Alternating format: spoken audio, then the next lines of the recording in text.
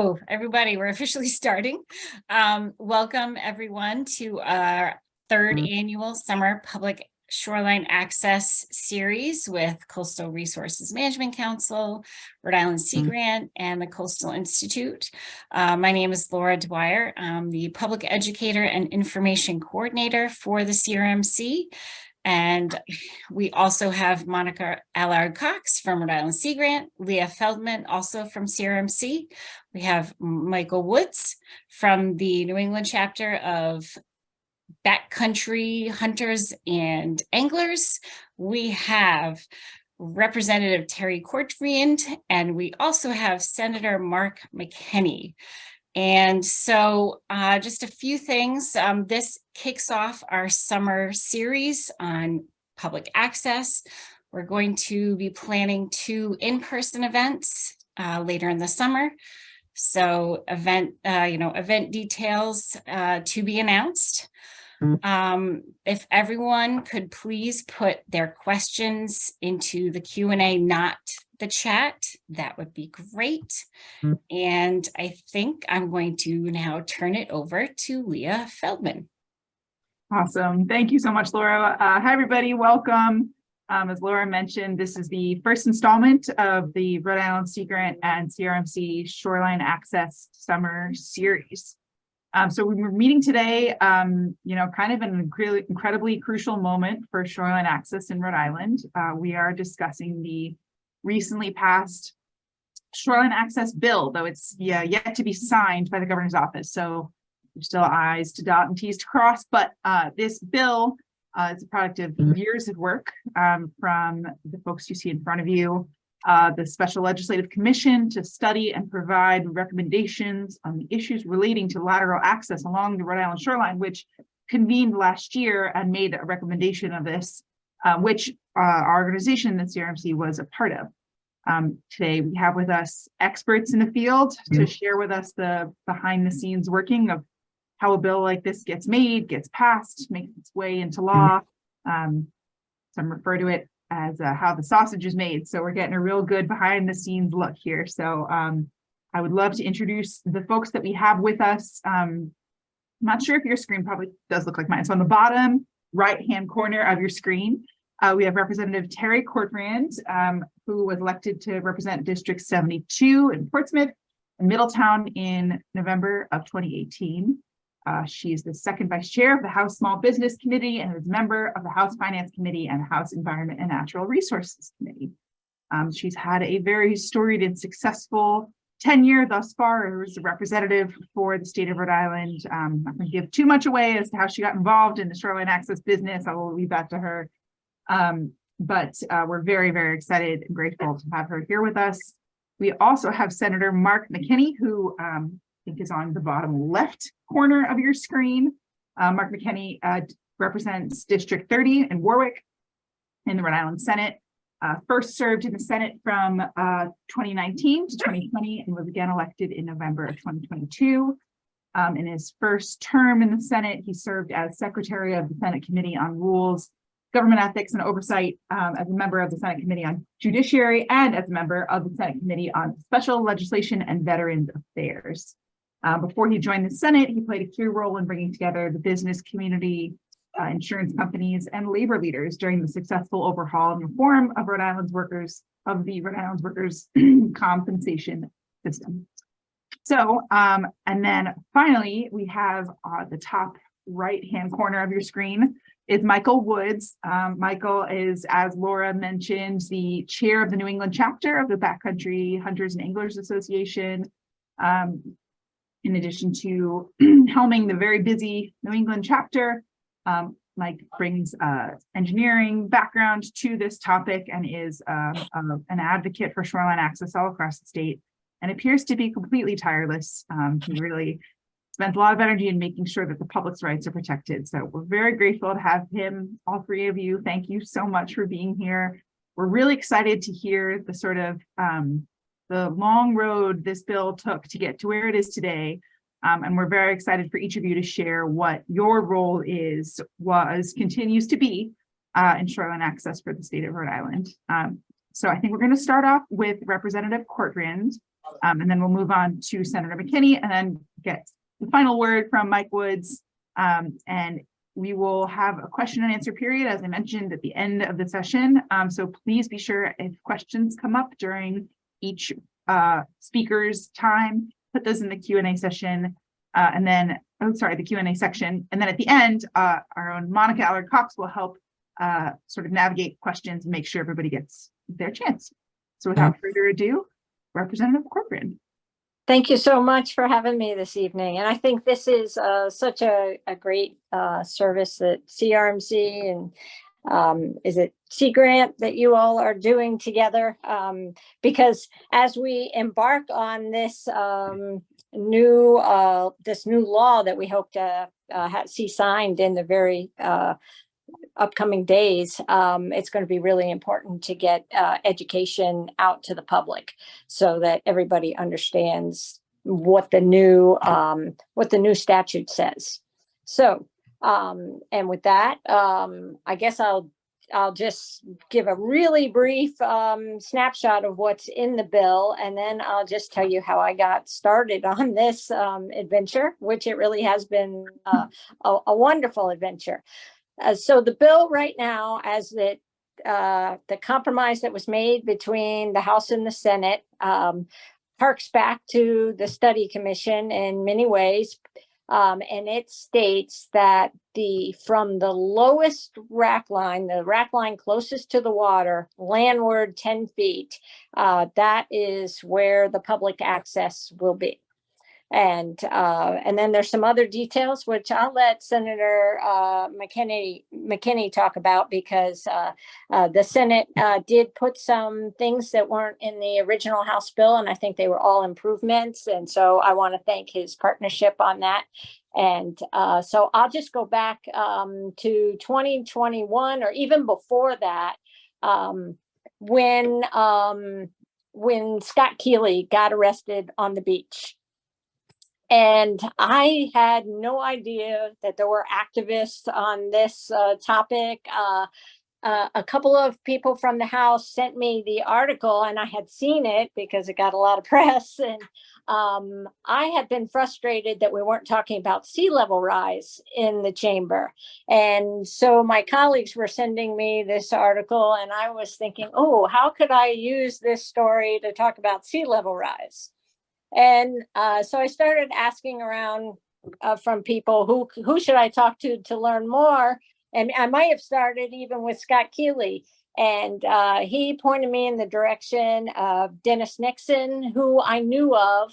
And then I learned about Reed Porter and Julia Weinman at Roger Williams University, and Peter Jenkins too, who has an angler shop, a very lovely tackle shop in Middletown. So he was close by. So I met with Peter first and started to realize that this was not really going to be like, why am I being told to talk to an angler? This was not really going to be about sea level rise in the way I had originally conceived. And then after meeting with Dennis Nixon and Reed Porter and Julia Weinman, and understanding the history and learning that Dennis Nixon was actually there in 1986 when voters, I went and looked up and found the ballot and saw that voters overwhelmingly, more than any other ballot measure that came out of that constitutional convention in 1986, shoreline access was the most popular one with over 70%. You don't see anybody get 70% of anything on a ballot measure these days. So I was quite impressed with that.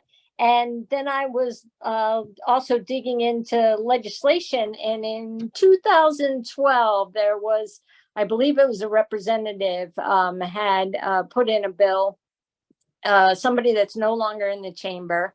And it went, he put it in, and then I think he didn't get reelected after that. So I don't know what that says about it, but it died. And I could only find it in one chamber, and I'm pretty sure it was the House. So I was looking at that, and in talking to Dennis Nixon, he really wanted, he was advising me not to go too big, to downplay this, to go in very modestly. And so we were talking about decriminalization of walking along the shore. And I was like, okay, well, that's not very glamorous, but okay. And I was mentioning this at a Christmas party, and I heard Blake Filippi say, oh, I have a shoreline access bill too. I might want to do something.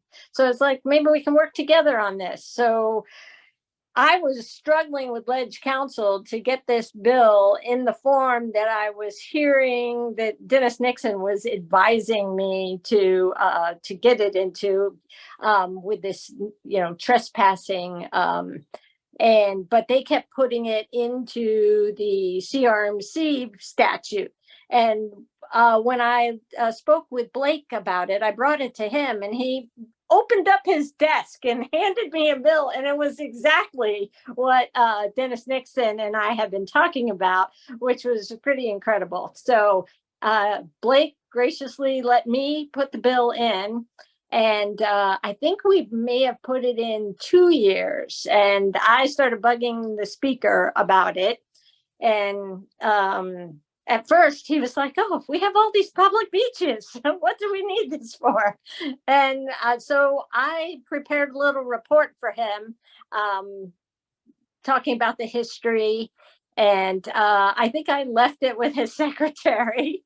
And then he came back to me and said, well, this is just too controversial. You need to have a study commission. And I was like, okay, great. And then I got to meet all these wonderful people. He and I strategized. He gave me a lot of latitude, which I am very thankful of Speaker Shikarchi for that. He let me put together the people. He had a couple of asks. He wanted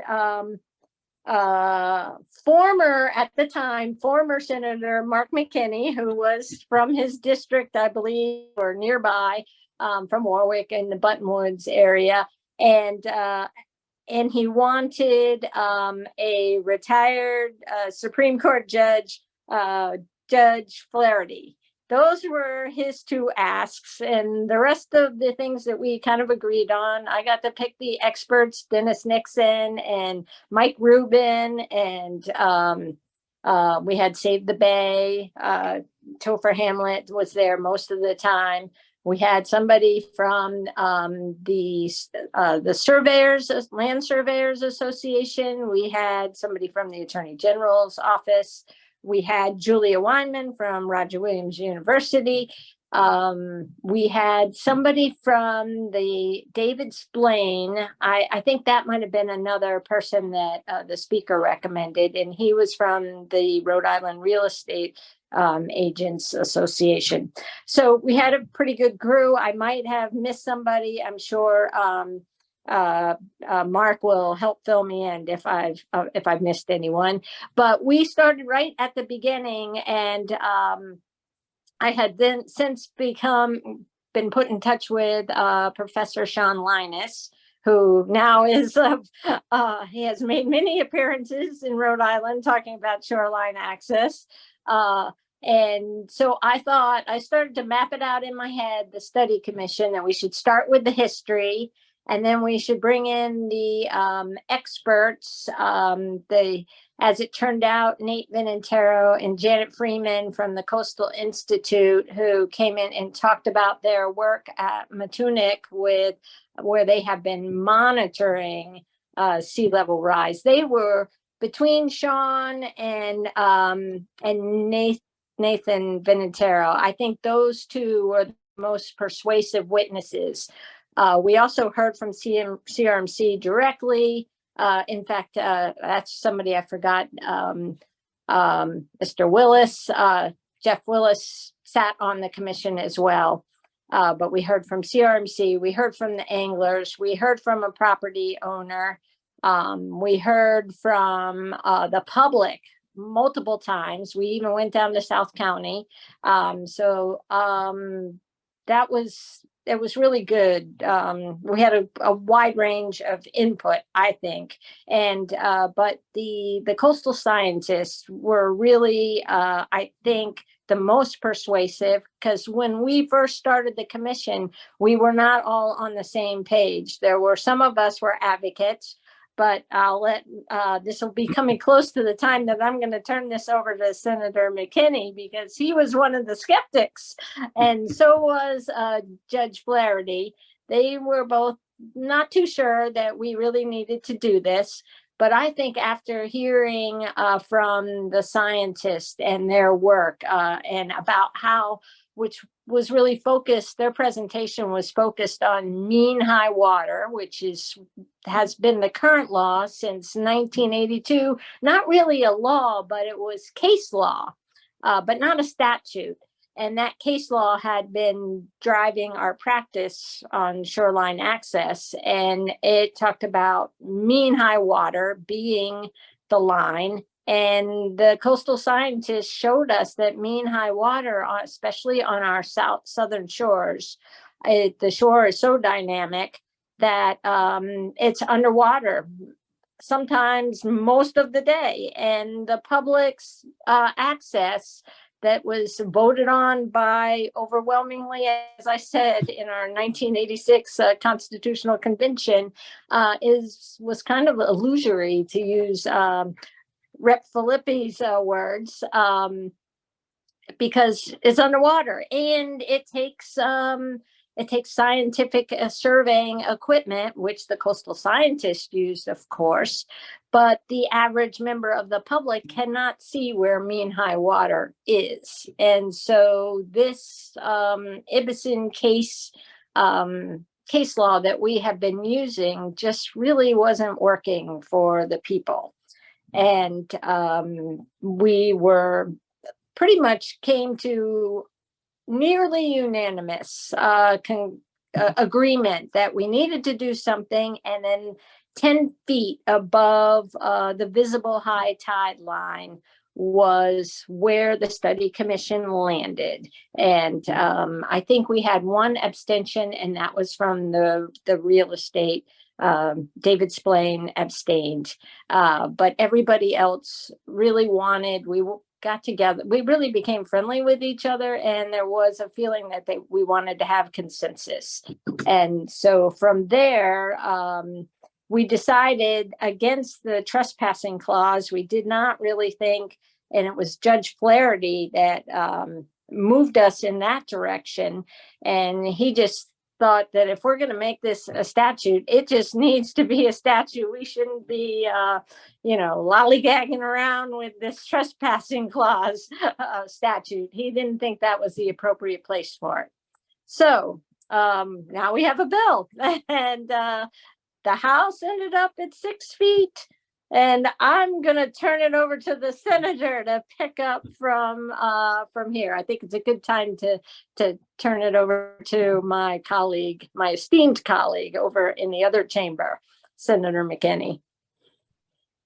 Well, thank you, Terry. Let me start off by praising Rep. Cortrian for her efforts from the beginning.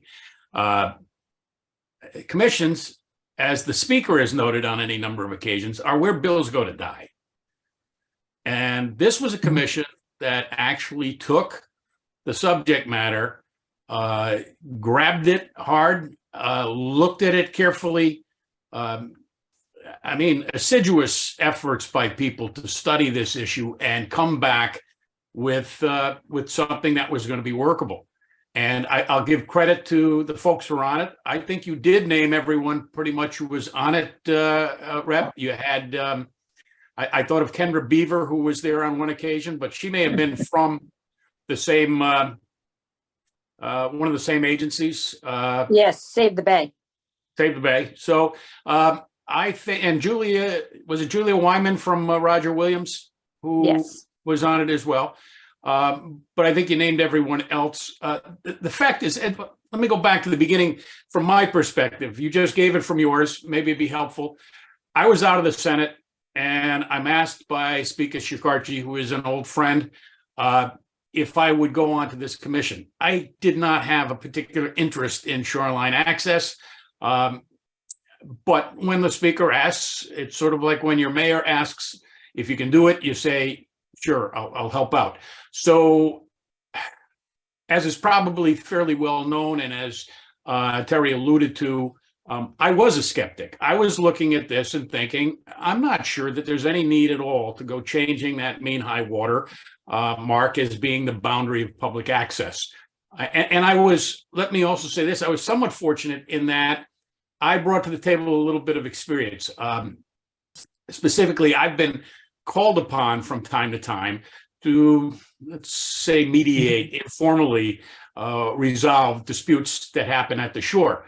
I don't live on the waterfront. I'm actually one house back, but I live on a peninsula, and I grew up delivering the newspapers to most of the people who are here.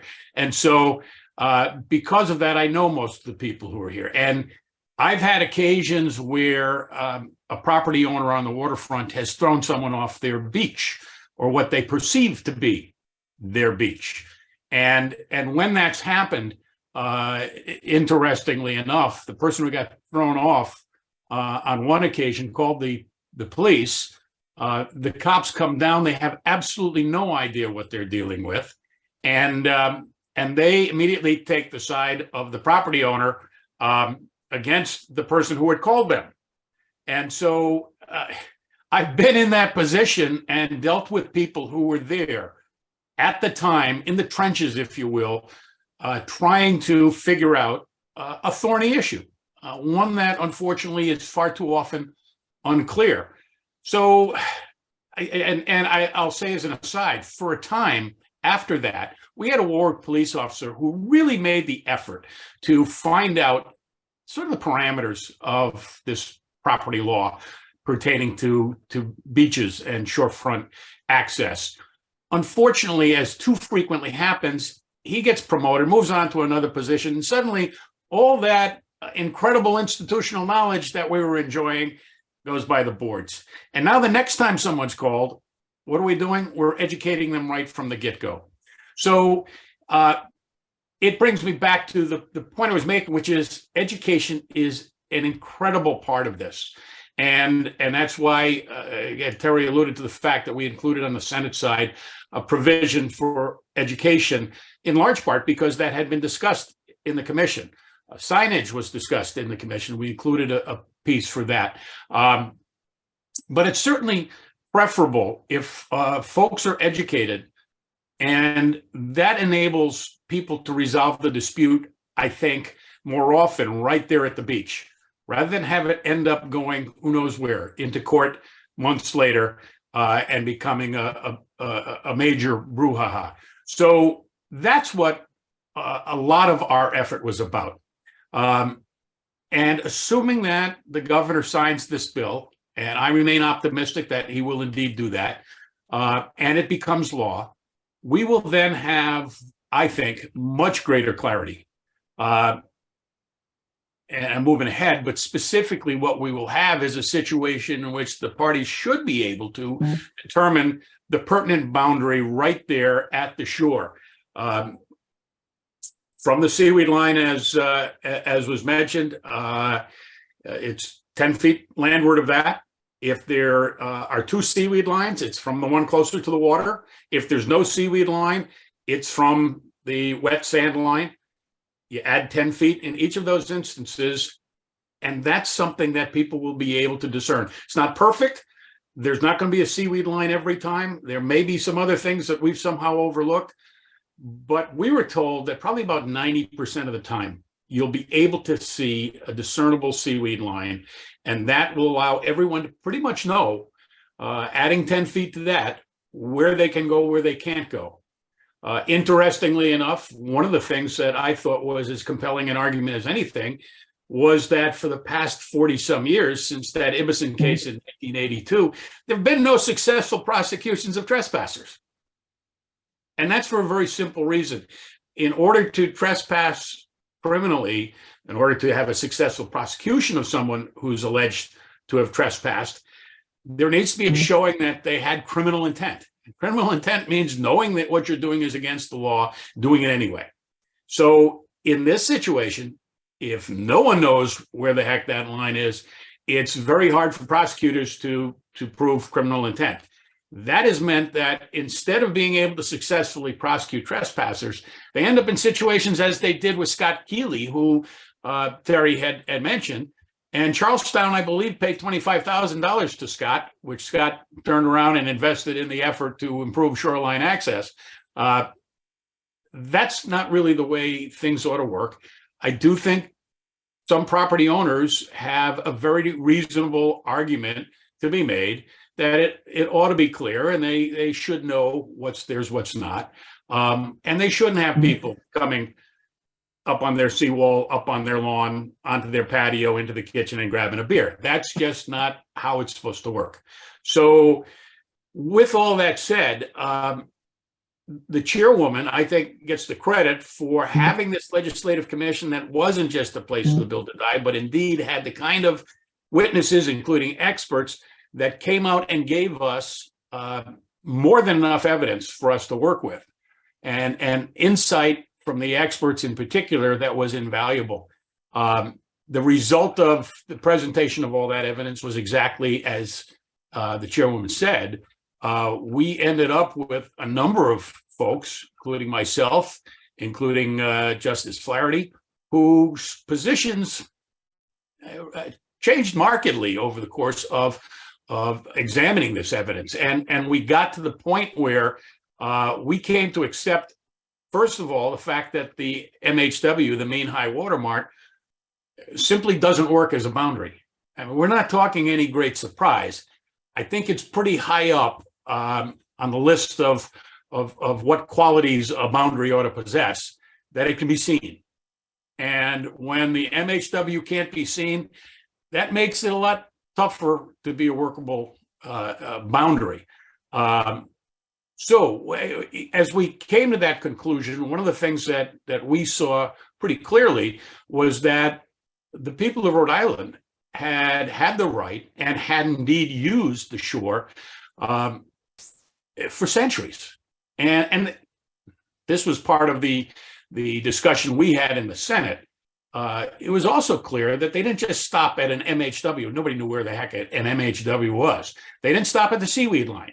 They went landward of that, and they used it for, mending nets, drying fish, as we certainly saw with the commission, ox carts gathering seaweed. They used the whole shore. And so we came out of that effort, I think, from the commission with a very good store of evidence that we could use as we went to our respective chambers and asked them to consider the issue once again. I fully understood what the rep was doing by putting in the exact same bill that had passed unanimously the year before. If I was in her place, I would have done exactly the same thing. I looked to do that in the Senate, and it was an odd journey that it took over there, because despite the commission's good work, and it's very well-written report, Mike Hogan of the House, I have to give credit for that, as well as others who were partial authors, Justice Flaherty and Michael Rubin and others. But I was not holding out a great deal of hope that the Senate was going to be welcoming this with open arms. I had some discussions, limited discussions, and again, this is before I was back in the Senate, but I had spoken with the majority leader at the time. I then spoke with the Senate president. I tried to get them to put a bill in last year, and there was no interest on the Senate side in doing that. And the Senate president raised some questions about whether or not what we were doing would even be considered constitutional and pass muster in the courts. And so with that in mind, and clearly seeing that the bill wasn't a priority, I still brought it to the Senate. I put the bill in, and I made it clear that I was going to fight for this thing. And I'll give the Senate leadership credit on various issues. In my experience, even when the leaders have not been personally in favor of something, they have been willing to allow it to go to a committee vote and sometimes even a floor vote, and let it go forward when they themselves, again, aren't fans. So in this case, I don't know exactly what prompted it. Sometimes, as Terry will tell you, I'm sure personal relationships can play a role. And I had helped out the leadership on various occasions. I think they also were interested in helping me out. And so with all that said, having a good relationship with them didn't hurt. They knew I was committed to this bill. They knew that I wanted to see it get through. And so I think they were willing to give me the benefit of the doubt on any number of things. But interestingly enough, they also recognized that there were many senators who wanted to see action on shoreline access. I had been talking with many of them from the time I was elected, and in the end, I had over 20 who signed on as co-sponsors. And that was even after I had to tell them that it wasn't the bill we were initially talking about, going 6 feet or 10 feet. We were doing a bill that went to the vegetation line. They still signed on. And so I think the leadership took a look at that, recognized that there was critical mass there in their caucus that wanted to see something done on this. And so the question that I was asked, and I was not really anticipating it so much, was, okay, if we are going to do this, what could be done to improve the bill? And I was encouraged by that, but I still didn't know. And Terry, I know you and I spoke about it. We didn't know whether there was actually an effort to kill the bill. Sometimes that happens. And so I didn't get that feeling, but, you know, always in the back of our minds, right? So when they asked me what could be done to improve it, I suggested things we talked about a moment ago: education, signage. I thought we could do better, a little bit better on the reference to recreational use statute to protect abutting property owners from liability. What I didn't expect was to have some folks on the Senate side come back to me and say, why don't we go to an even further boundary? Why don't we go to the vegetation line? I don't think in the commission we had really even dealt with that, because I don't think we saw that as having the slightest realistic prospect. But when I'm met with this and asked the question, aren't there other states that go to the vegetation line? And I have to answer, yes, there are. We're the ocean state. Why aren't we going to the vegetation line? And I had a tough time arguing against that. And I used to make my living arguing. So I said to them, okay, we're putting it out there to be a part of the discussion. You know, let's do that. And then I advocated for that. The main thing I wanted to do was see where that discussion went and see if there was sufficient support for us to pursue that. See if it was just such an overwhelming amount of support and so compelling an argument that Terry and the folks on the House side would say, yes, we're going to the vegetation line. I didn't find that. It didn't seem to happen. And I understand why. There were a lot of folks who were cautious, and understandably so. Let's not go too far. Let's not be in a position where you don't want the perfect to be the enemy of the good, right? And so we ended up, after that conversation was had in the Senate, coming back and saying, let's go with what the commission had originally suggested, which was the seaweed line plus 10. And I think with that in mind, we certainly wanted to move it quickly. And unfortunately, it didn't move as quickly as we want. That's always a bit scary, because we know that in the late part of the session, a bill can get caught up in the horse trading that goes on, and we didn't want that to happen.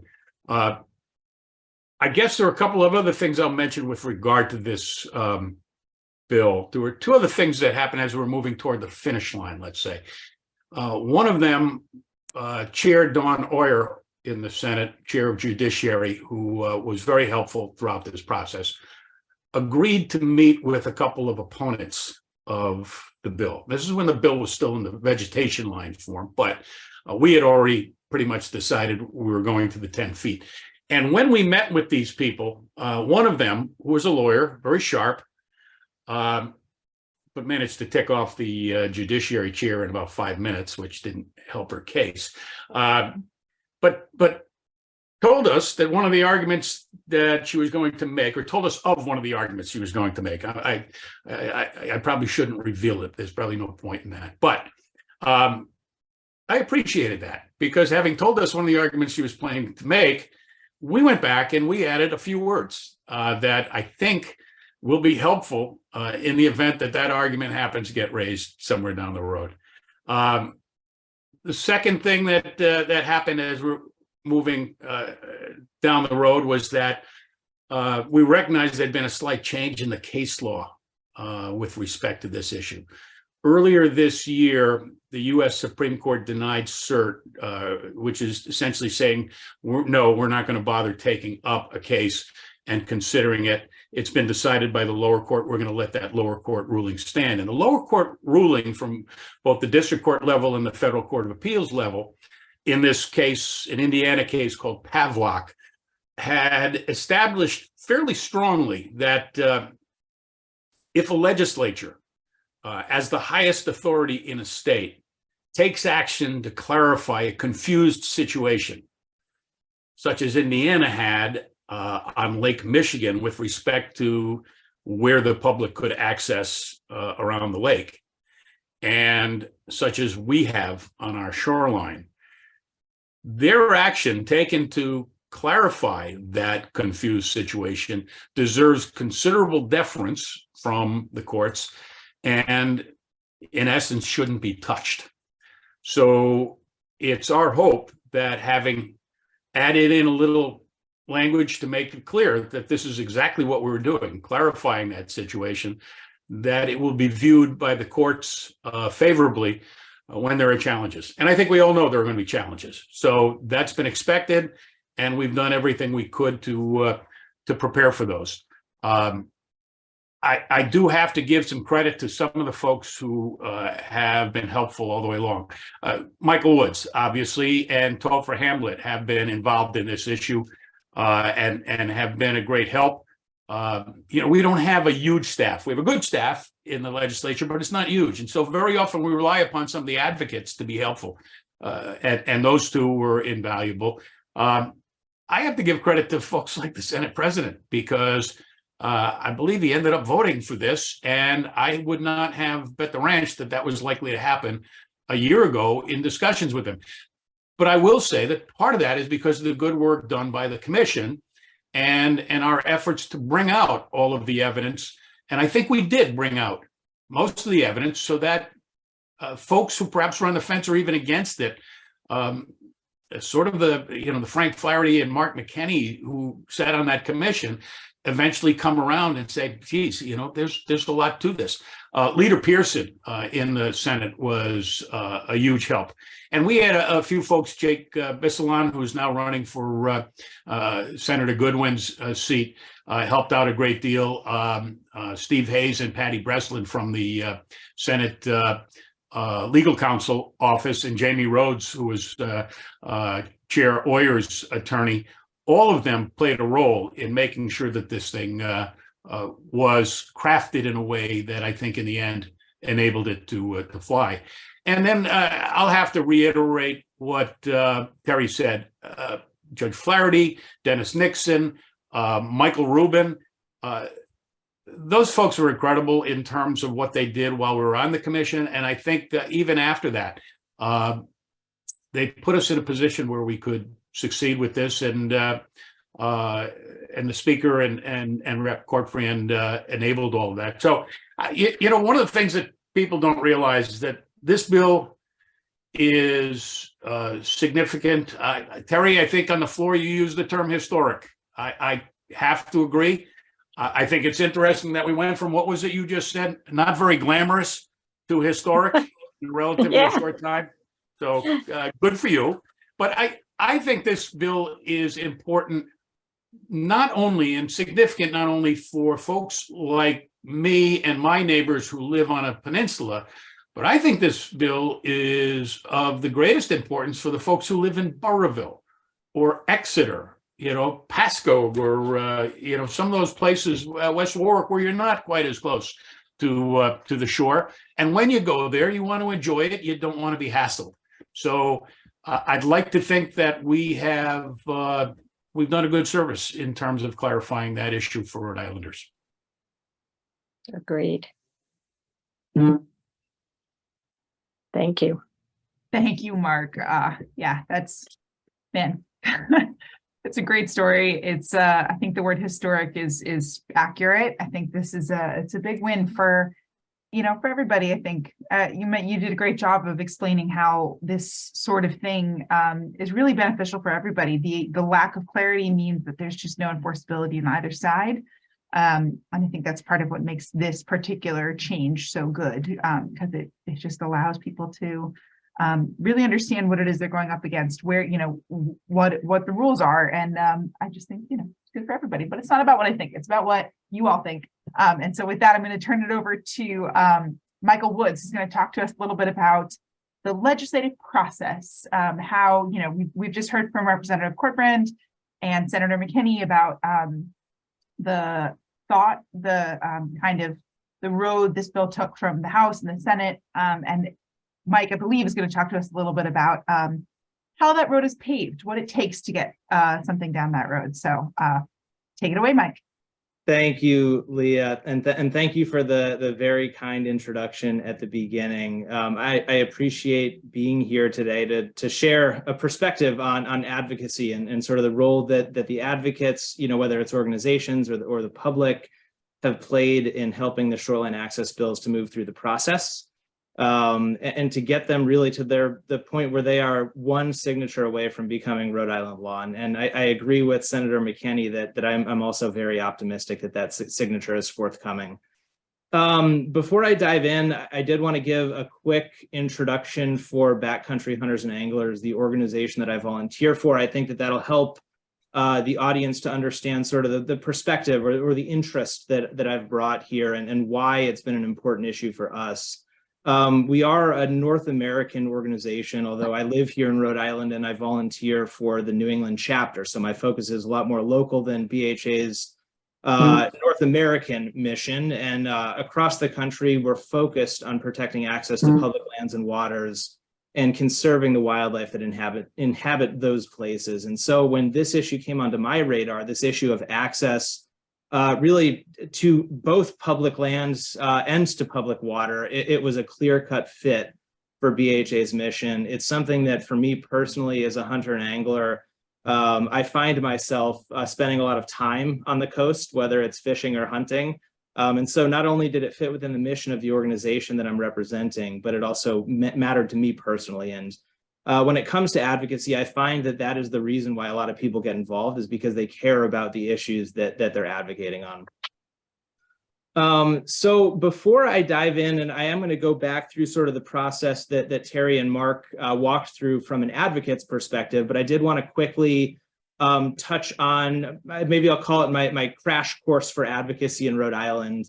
And I'll start right at the floor of defining what it is, right? So advocacy is the support for a cause or for a policy.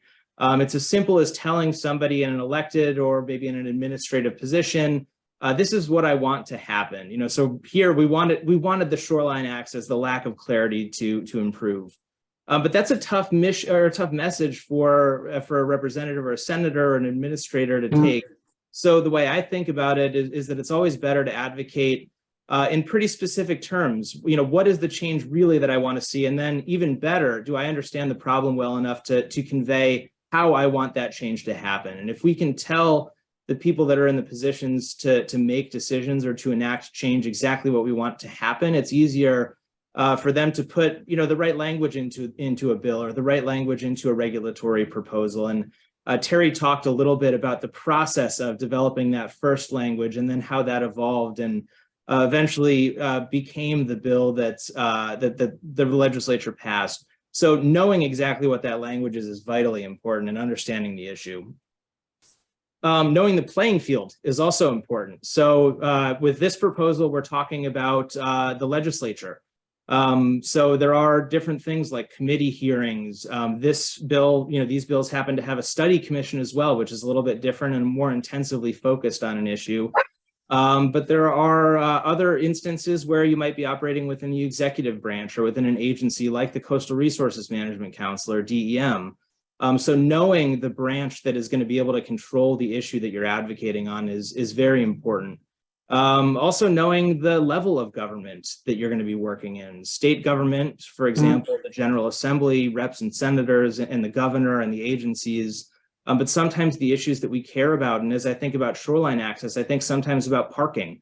A lot of times those happen at the municipal level. So it's better to engage with your city or your town council on those issues. And again, it's really important to pinpoint advocacy at the people that are capable of making or have the power to make the change that you're asking them to make.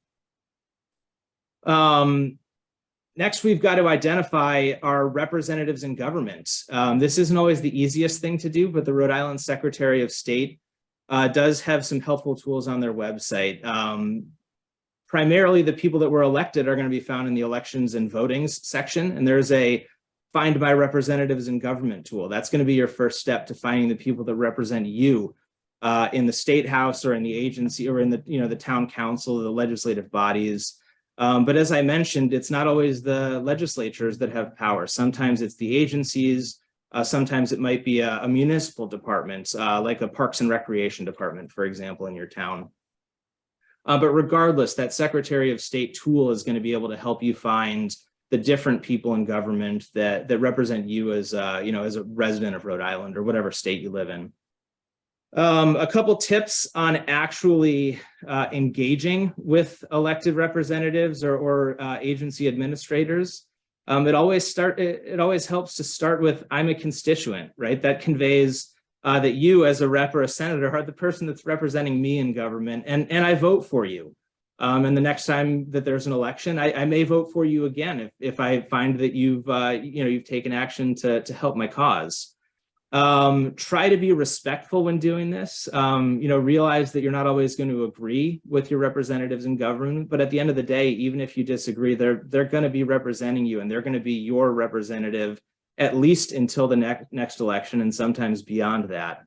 The way that I try to think about this is even when I disagree, and sometimes I disagree passionately, I always try to leave a path forward from that interaction as opposed to burn a bridge. So you can get passionate, you can even yell a little bit to a degree, but as long as you have that bridge forward, that is vitally important to maintaining a relationship with your representative or senator, or if you're working for an organization or volunteering for an organization, a bridge for you to continue working forward from that issue and, on the next one and then the one after that in a productive way, as opposed to needing to spend your time, rebuilding bridges that, that could have been saved maybe if issues were handled differently. Sort of rounding this out, the final step here is actually engaging in the public process, right? Oftentimes, I think about the legislature, and there are always going to be, for every bill, there's going to be a committee hearing, and that's an opportunity for the public to show up to convey their wishes to a committee that's holding a bill and considering its passage. These public hearings also exist at the municipal level, at agencies that are considering proposals or permits or regulatory changes. And then there are also other opportunities to engage more directly and sort of outside of the public process. I think about things like an important vote that's coming up, and sending a letter in support or making a call and saying, hey, I know a vote's coming up on this. This is the way that I really want you to go, and this is why. So even though there's not a public hearing, there are sometimes those other opportunities to advocate for issues that are before the legislature, before the agencies. And you can create them to a degree, but really, it's best to pay attention, to know what hearings are going on, and to be strategic with your time. Again, making sure that you're targeting the right people with the right message at the right time, so that your efforts are sort of best directed to enact a change. The final step, and this is beyond advocacy, but I always like to think about activating my network. So talking with my friends, talking with my family. I'm somebody that's outdoors a lot, hunting and fishing. So I talk with my fishing buddies about this, this bill that's going to secure our access and give us clarity on where we can be on the beach. But making sure that that you're activating or building the number of voices that are pushing for something. I think with shoreline access specifically, this is an issue that, as Mark mentioned, touches people not only that have property on the shore, not only that go to the shore every day, but it touches people in our inland cities that might go there for vacation for a week a year, or for a couple of nice weekends or whatever. So activating that network and conveying why it's important and then what people can do with it is something that you can do beyond direct advocacy to build the voices. And we had a tremendous number of them, which I think was a big contributor to continuing the motion on shoreline access, getting it to the point that it is today. There's always also, there's community groups, social media groups, groups like mine, Backcountry Hunters and Anglers, and Save the Bay, the Rhode Island Saltwater Anglers, Clean Ocean Access. There's a lot of these groups that were working on issues like this one. And I know I left a couple out, and not intentionally, but in the interest of time. So continue those places where you can activate your network, build your network, and become part of the team if you wish to do so. From here, I want to go back through the timeline, and I want to give sort of an advocate's perspective on the opportunities that arose along the road and the different places that the advocacy community, sort of how we were moving along, how we were coming together, and ultimately how we, at the end, brought our voice into a unified message that I'd like to think made a big difference in moving this issue to the point that it is today. So as Terry mentioned, the most recent prompt to bring this issue to the forefront was back in 2019, I think it was June, where Scott Keeley was arrested in South Kingstown. And this, the shoreline access issue has been something that has been debated and argued over, sometimes in the courts, sometimes, as Mark mentioned, on the beaches themselves, for as long as Rhode Island has been a state. But this brought it back into the, into the legislative conversation, into the press, into social media, and it brought it back to a place where there was a lot of focus on it, which was helpful. And ultimately, that resulted in the creation of bills. And so those were our first real advocacy opportunities to push this forward. Public hearings that were happening in the House, and I believe at that time there were also Senate bills that were similar to that sort of decriminalized trespassing type movement. But those were the first opportunities. And that's when advocates started to come together. And as Terry mentioned, a really good list of the advocates that were active at that time, the ones that, that she was having conversations with. And as people saw this in the press, we were starting to form our own positions, starting to realize the need for more organized advocacy and the importance of the issue. As this moved forward into 2021 and the study commission came together, I would say this is really where sort of the fever pitch of advocacy was reached. I think back to that time and the amount of press coverage that was coming out of the activities of the study commission. Sometimes it felt like it was daily that there were new stories coming out after a Shoreline Access Commission meeting, things, and some pretty big groundbreaking learnings. I think to the work that the Coastal Institute did to actually illustrate the practical application of IBICIN, which to my knowledge had never been done before, and the importance of those learnings. Those things, in addition to moving the legislative process forward, those were also helping the advocacy community and specifically the organizations to come together. And those commission meetings formed a place where we all got together and sort of got to know each other, got to talk about what our organizations wanted and what our preferences were, and started to build those bridges that would eventually become, this coalition of advocates that were really pushing for stuff. I'll also mention at this time that, there was a tremendous amount of attention on social media, conversations in like the Our Town groups, other groups that were focused specifically on shoreline access rights. And so in addition, you're sort of parallel to the advocacy organizations coming together, there was this growing number of individuals who were also starting to show up at commission meetings. And I remember the study commission meeting down in Charlestown at the school down there, and it felt like it was hours and hours worth of Washington County residents and people that drove from further than that, that were interested enough to get in there. And that showed, that really showed, it conveyed the interest that the public had in this, which I think is sort of the fifth leg of the table, if you will, to getting this, this type of legislative thing passed, is to have that real public interest. And to show that, maybe the next time an election comes around, people are going to be paying attention in my district to how this shoreline access thing went down. Finally, in 2022, this is the point, the press coverage had sort of reached a peak, but I think 2022 into 2023 was when the advocacy coalition really galvanized. We started to, I think back to the end of the legislative session in 2022, when we were having things like lobbying days at the State House with several organizations there together, pleading with the Senate, pleading for them to take up a bill and hold a hearing and keep this thing in play. I do want to mention that at this point, after 2022, we were very, very lucky. And I think it was luck more than strategy, although maybe a little bit of both, to have Mark win his election and end up in the Senate. And the reason for that is because it typically, as an outsider, I have seen it be very difficult when a study commission comes up in one of the chambers and really studies an issue to bridge the gap to the other chamber and to provide that level of education and the feeling of how much public support or public engagement there is. And so having that bridge between the House and the Senate with a study commission member who is now sort of on the ground every session in the Senate working on this issue, I think was very serendipitous and lucky, and so we were fortunate, I'll say, to have that fall upon the effort at large. And then, as we got to 2023, this was sort of the final push. I know Mark mentioned Topher Hamblett from Save the Bay, and between he and I, we're sort of, I guess, unofficial ringleaders of the organizational effort here. And we talked often about how we could leave it all on the field to get this thing done.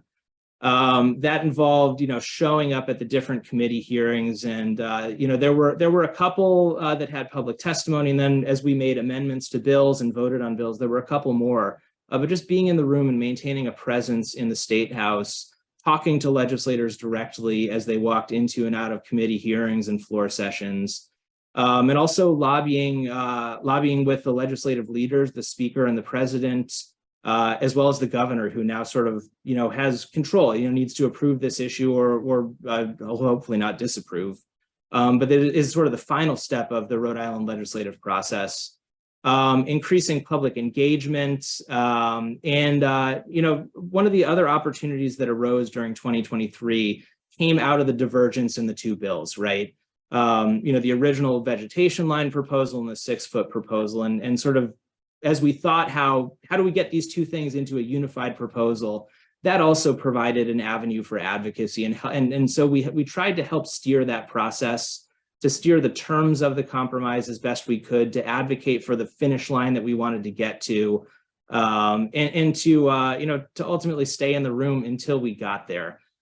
So that all came together. I'm not sure if we mentioned the dates, but just about a week ago, as the General Assembly passed the budget and ultimately adjourned for the year on early in the morning on June 16th, both of these bills were passed by the House in concurrence, and that is the final step in the General Assembly, and now it goes off to the governor. And so where I'm going to leave this, since I am talking about advocacy, is that there still is an opportunity to leave it on the field here, right? As long as this is a proposal that's in play, there is an opportunity to engage with the governor to make sure that he knows that this matters to you, and to do what you can to make sure that he signs the bill so it becomes a general law.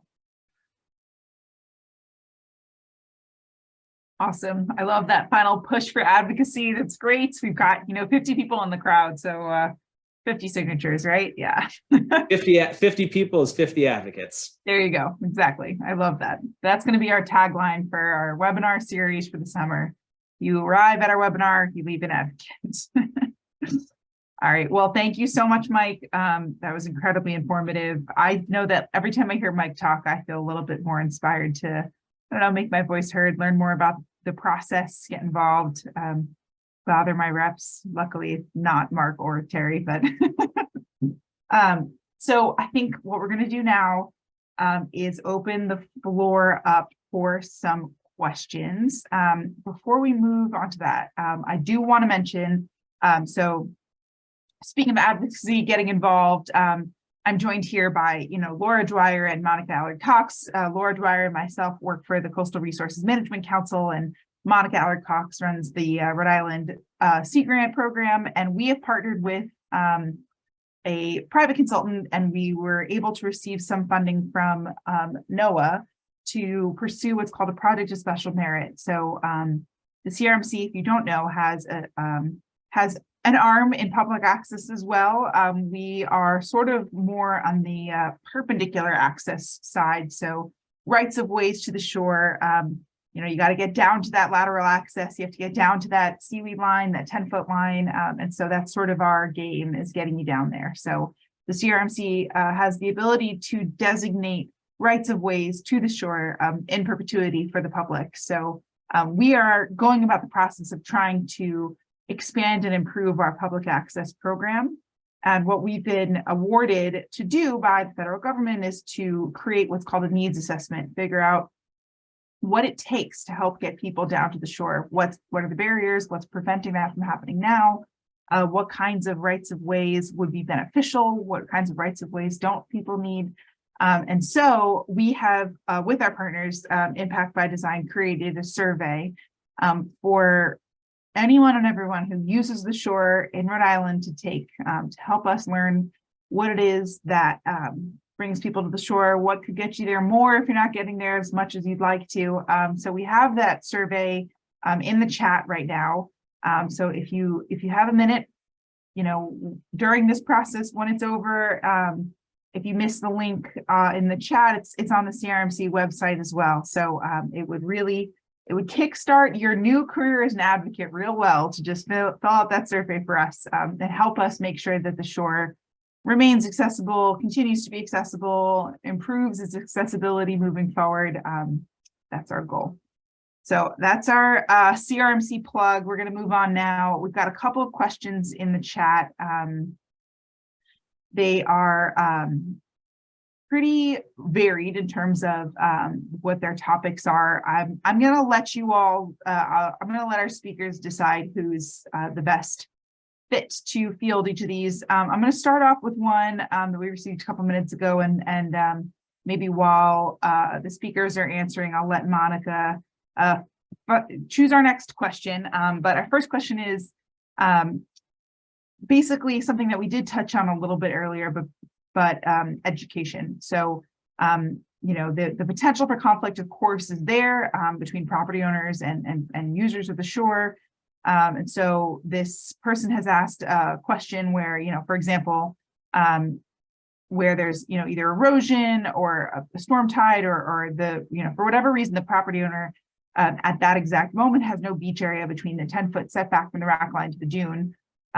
So, how do you sort of educate people about all of the various elements of this? I think we mentioned earlier that, the way that this had been relegated previous to this bill was case law.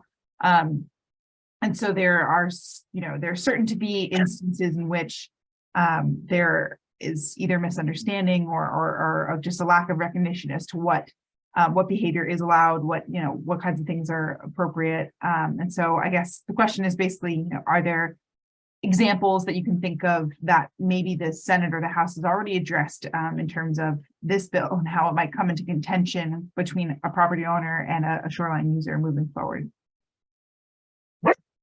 Sorry.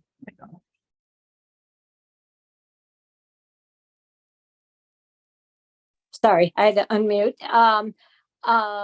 I would take a stab at that. The bill does acknowledge that at times or in certain places that there may be no passable shore. So I think the bill addresses that might be the case. So the scenario that you described, if it's all the way up to the dune or maybe, a cliff or somebody's lawn, then, we wanted to protect the property owners, you know, we did want to be clear that if it's a dock, if it's a lawn, as Mark said, you can't go up on the property owner's deck or, you know, make yourself at home on their porch. That's not allowed.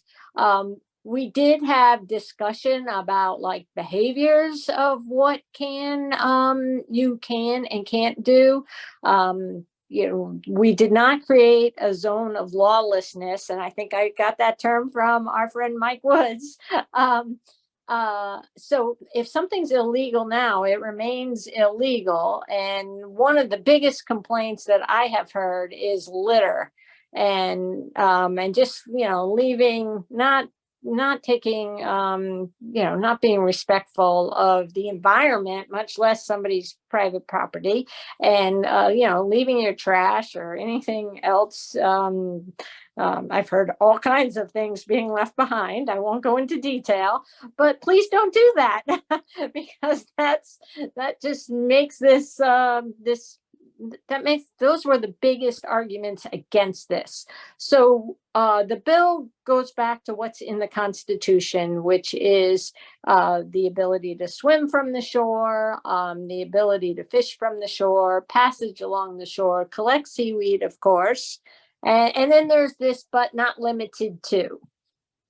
And I do think there'll come a time when the courts will have to probably interpret our Constitution to see if we, you know, I think it's their role to, if we need to define more than what's in the Constitution, you know, like, is it appropriate that if you're going to be swimming from the shore that you can bring a towel?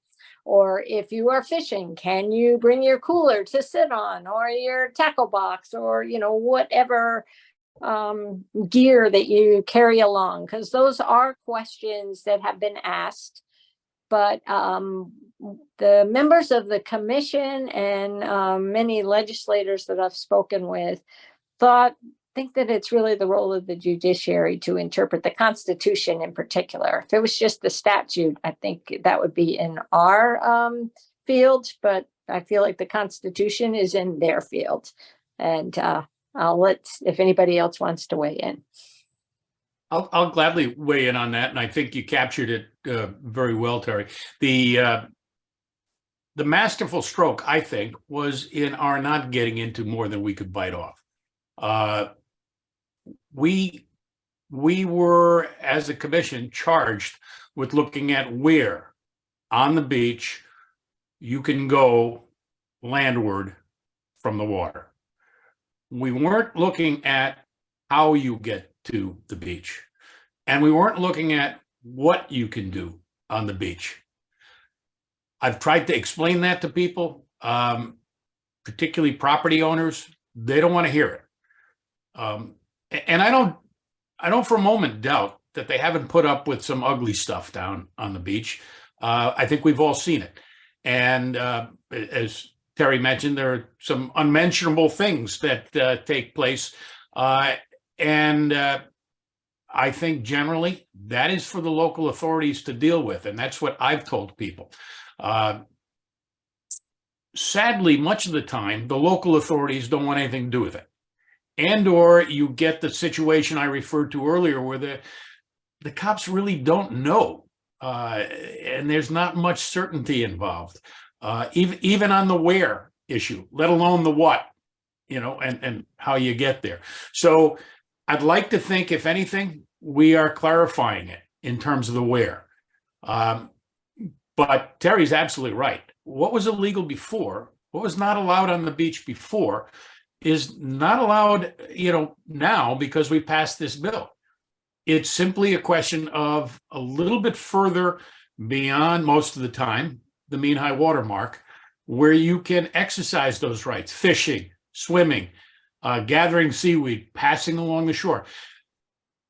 But that's a very important phrase that she mentioned, which is where our Constitution says these four things. Included are these four things, but not limited to these four things. I have had an awful lot of the property owners in particular who have argued that it is allowable only to pass along the shore, that you can't stop there. Well, I don't think you can fish if you're constantly moving. So passage along the shore, constant movement is not required. You put up a tent and you get a bonfire going. I'd like to think the local authorities have made some ordinances with respect to those types of things. And if it's not allowed now, it's not going to be allowed when there's a few feet more in which to exercise your shore privileges. So I do think we've provided clarity. I fully expect that the municipalities will have to address this. If their people are continuing to complain, and it appears they are, they should address it and they should enforce it. But now they're going to know where they can enforce it. Previously, not a clue. So I think we've done a service in that regard. And I'd like to think that as we go further, at some point, the courts may weigh in as to what it means when you're saying you can do these 4 things, among other things, which we haven't named in the Constitution, but we referred to. So clearly you can do more. The Constitution doesn't require you to keep moving at all times. And the courts are going to have, I'm sure, a fun time in explaining what included but not limited means in terms of constitutionally protected activity. Thank you both. That was incredible. And Terry and Mark, you actually answered 3 of our questions just with that one. So very efficient. Thank you. Laura, hang on. I think Mike maybe has Yeah. a follow-up. Oh, I'm sorry, Mike. Go ahead. No, I'm I sorry. did. I wanted to mention also on the topic of education that one of the additions to this bill that came as part of the Senate and House back and forth was the inclusion of language that directs really CRMC as the lead agency, but coordinates with DEM as well as the Attorney General to develop and disseminate educational information. So really things like that. We've jumped the gun on this actually being legally required at this point by a couple of days, hopefully. But there is a component to the bill, and I think it was a Senate introduction, but I'm not, or Senate inclusion, but I'm not positive on that included that important educational component. And then there's also a mention of signage there. And so I think that the inclusion of those 2 things is also going to help us take a couple steps to get ahead of some of the disputes by having educational resources out there about, maybe more where the boundary is than what the activities are, but it could potentially cover all of that stuff to educate people before they get in disputes that are brought on maybe more by not understanding what the rules are than there actually being a disagreement between people. So Thank you. Thank you for completing the circle on that one. I wanted to read one of the questions because it also has a comment that is it's testimony to all of the work that was done by everybody. The question part is, will all of the documentation and testimony that contributed to the passage of this bill be preserved, made available somewhere? And then this was truly a model of government working as it should, thanks to all of you who restored the rights that were affirmed at the 1986 Constitutional Convention. I would agree. This was the way government should work and the legislature should work. I was very fortunate to have a partner on the House side in Terry, who I think as we went along and we hit certain bumps in the road, we continued to talk. It's difficult at times because I at one juncture had some folks in the Senate saying to me, you really should stop talking to your friends in the House because we've got discussions going on at a higher level. And I understand that. And sometimes you need to follow chain of command. On the other hand, I think the fact that we had developed a relationship over the course of that commission time enabled us to at least, I think, give assurances that we were both headed in the same direction and aiming at the same goal. So in that regard, I'd have to agree with, I guess it's Sue who asked that question, that yes, the this worked as government should work, with having run into, I think, obstacles at first, then ending up in a study commission, having a study commission that actually did what it needed to do and gave us the evidence we needed to go forward. Terry, would you agree? So I was going to ask if that was a Sue question. And she's our librarian, who has come and testified before both of our committees, I'm sure. And so I know she is very interested and wants to be sure that, like, the report and the information we gathered. Sue, you're invited to my office. I have about a stack this high of papers. But I think it's a good question regarding the commission's paperwork. I know it's all still online now. I've seen some of the other commissions that there's links and they go back a ways further. So it's a good question that I will endeavor to find out more about, like how long all that information remains readily available to the public and what happens to it afterwards. It's a good question, and I'll try to find out more about that. I was wondering if I can make sure that it gets passed on to the Secretary of State's office, to the archives, but I don't really know. That's something I'm going to have to explore a little bit.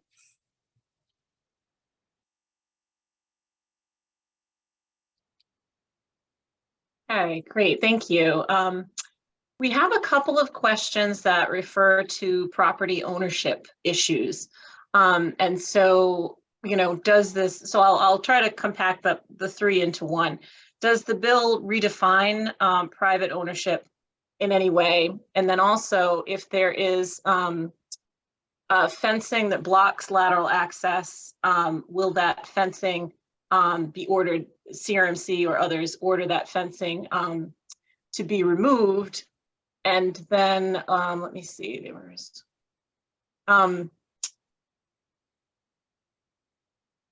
if someone tries to install something now, in that space, would that be grandfathered in, or would they have to remove that structure, signage, et cetera? I'll take a crack at it, and I don't pretend to be a property law expert or practitioner. But I don't necessarily think it changes the title and fee. I do think that we have to keep in mind that the Constitution pretty much trumps everything else. So right now, if you look at that Ibison case, Ibison seems to direct that it's the mean high water mark. If it's the mean high water mark and the public has access up to that, and let's assume for the moment that it's one that's not underwater, you can't go down and build a fence below that mean high water mark. And I would submit that if this bill passes, then you can't go down and build a fence in that 10 feet above the seaweed line. One witness came in when we had the commission going, and I have a distinct memory of him saying, if I'm a property owner and I buy a piece of property that's on the sea, then 3 of my boundaries are pretty clearly set in stone. But one of them is in flux. And if that's the case, particularly as we look at sea level rise, erosion, the certainty that some of these folks seem to claim as to exactly what is theirs. If you've got one boundary that's on the water, then the reality is that's not as clearly defined as you might think. I've had other people tell me that they have deeds that say they own the entire beach. Well, I don't care if your deed says you own out to Block Island. If the state constitution says the people of Rhode Island are entitled to enjoy the shore up to whatever the shore is defined as it now has been, then I believe that would govern. So I think sometimes, and clearly we're going to have those court cases where people bring that and claim it, but sometimes there's this sense that there's certainty in everything. I think, perhaps some of these folks will find out that's not the case. I do think there's a fair amount of certainty in a constitution that says we have the right to enjoy that shore. Agreed. Thank you. Terry, were you gonna add to that? No, I was just echoing my This sounds agreement. great. I think, Yeah. I think the senator said it well. I do want to actually, oh yeah, go ahead. If I can, I would add a little bit here, because there was, and I'm going to go back to the bill, which maybe that's the role I'm in, but there is language in the bill that does protect, I think Mark mentioned this, but things like seawalls, and other, the language is legally constructed shoreline infrastructure. So I think one of the important questions here, if we're talking about fencing, is whether that is legally constructed, or whether it's somebody that, went down to the big box store and bought snow fence and pounded it down into the sand, and, without consulting the, the agencies that regulate that type of thing on the beaches. Beyond that, there's also protection in the bill for privately owned entities, things like decks and beach chairs. So I think, to the extent that it could be protected, I think that the property of private landowners, and I think, for example, if a landowner left a beach chair, down by the seaweed line outside of their house, that is something that, the public may not be entitled to sit on it, even though it's in that area. And so there is some protection, but I think that when it comes to fencing, it would probably come down to whether it was legally permitted, or whether it was, sort of roguely placed on the beach without the necessary permitting. Exactly. Yeah, I mean, I was going to sort of add in the CRMC enforcement arm to that conversation, but I think Mike pretty much covered it. I mean, we do occasionally permit snow fencing in particular as a way to improve accretion on the dunes as a measure of coastal resilience. But those permits are not written without stipulations in them protecting public access. So when and if those fences do go beyond what we consider the geologic purpose of them, we are able to send our enforcement down there to get them back out. And that won't change based on this, the ability for the public to access their lateral shoreline rights is part and parcel to what we do at CRMC. This, is simply reinforcing that. So we'll continue to enforce that. Great. Good. All right. Thank you, everybody, for that answer. I think our next and final question here that has not been covered is many times there's a lot of seaweed in the water, and it creates multiple seaweed lines as the tide ebbs and flows. Is there a way to assure that the seaweed line that represents the high tide that day is the line that measurements are taken from? I think that you would be the one that is closest. Now, I think somebody has asked me about, well, what if seaweed is left behind as the tide is receding?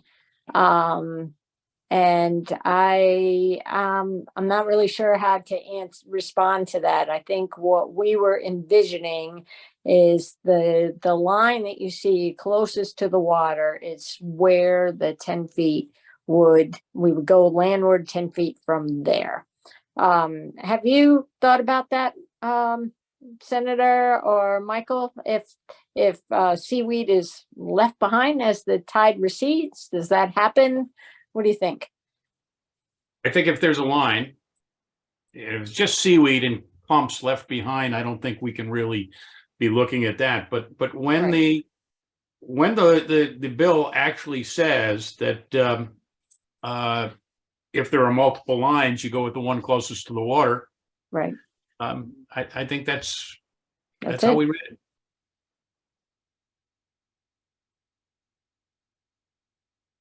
And I thought that was a good addition, because that question had come up, probably on your side, definitely in House testimony.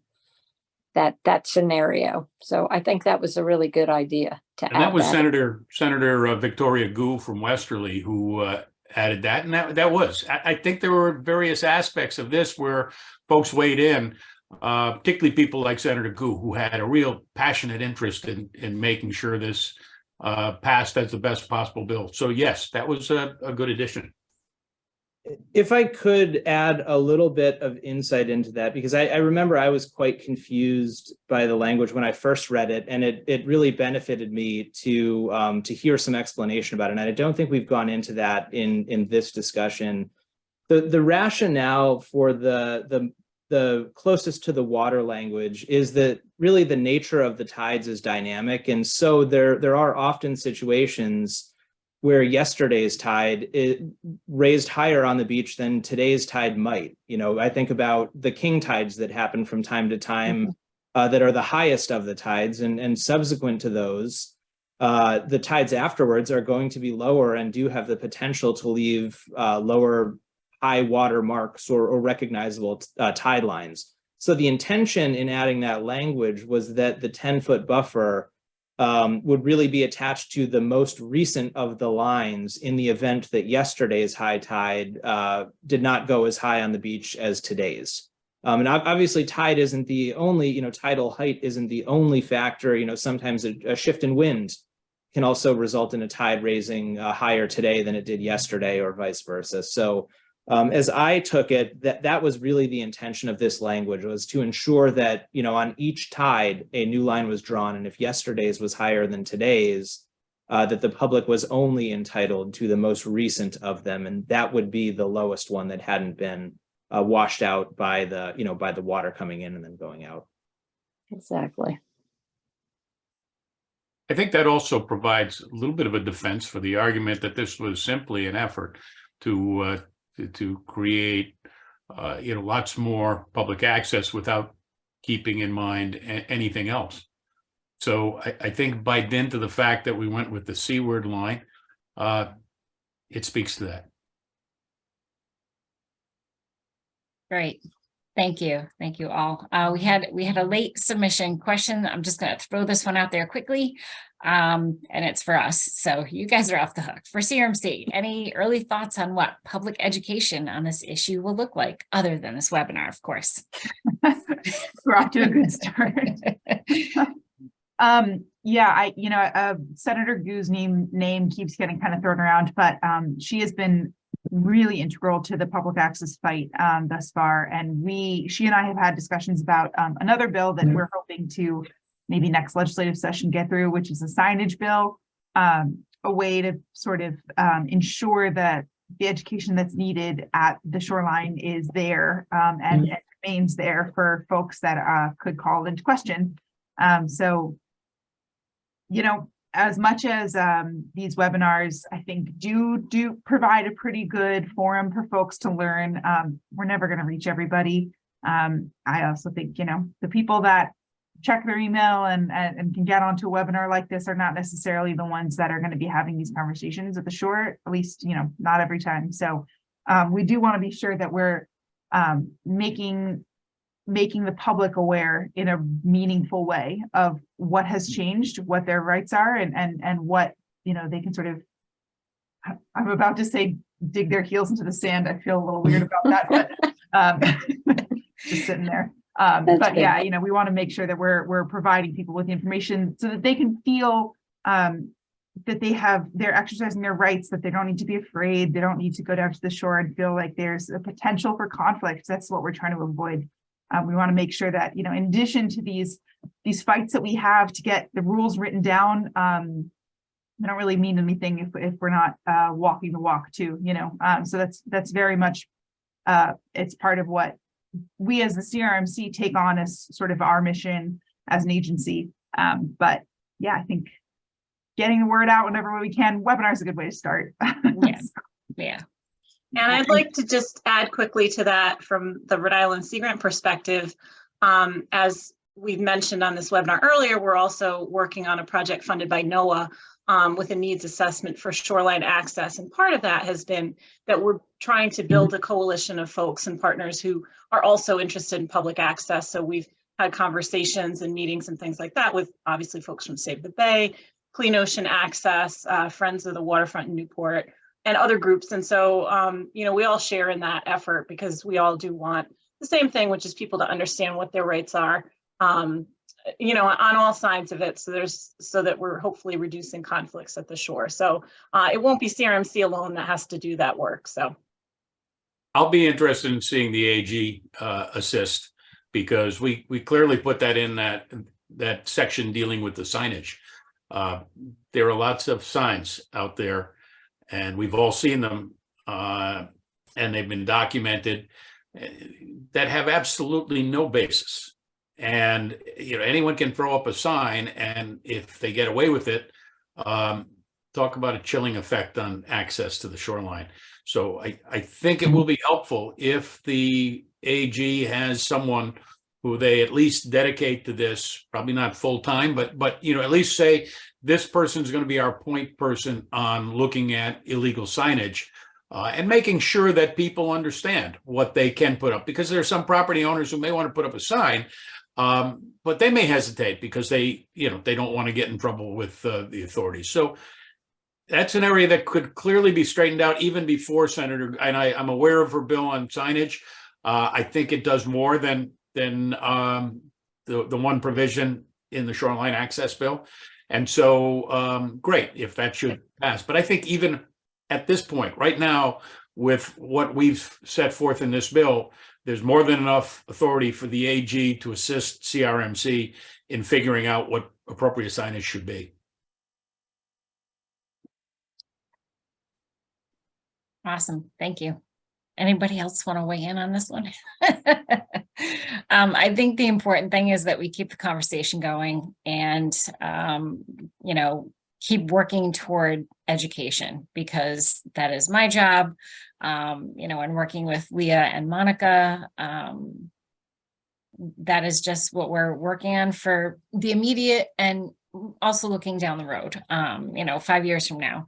And like Leah had said before, improving our public access program, but that also comes with a lot of education. So while it is early days on this particular effort, this is not something new to us, and we're really looking to step up that effort. So just, keep reaching out to us, keep asking questions, and, we want to be there and try to answer them. All right, so I think we've grabbed all the questions. Just wanted to thank everyone, thank our speakers, Michael, Mark, and Terry, again, for taking the time with us tonight. I hope those who attended got something from this. And again, just a reminder to those who are still here to take our survey, take our Shoreline Public Access survey, and tell us what we need to know, because we're asking. And Leah, Monica, anything else? No? All right. Nope, just keep your eyes peeled for more events this summer. Yes, absolutely. Yes, we've Great. got a whole summer. Thank you ahead of all. us. Thank you. All right. Thanks, everyone. Thank you. Have a good night. Bye. You You too. Thank you. Yeah.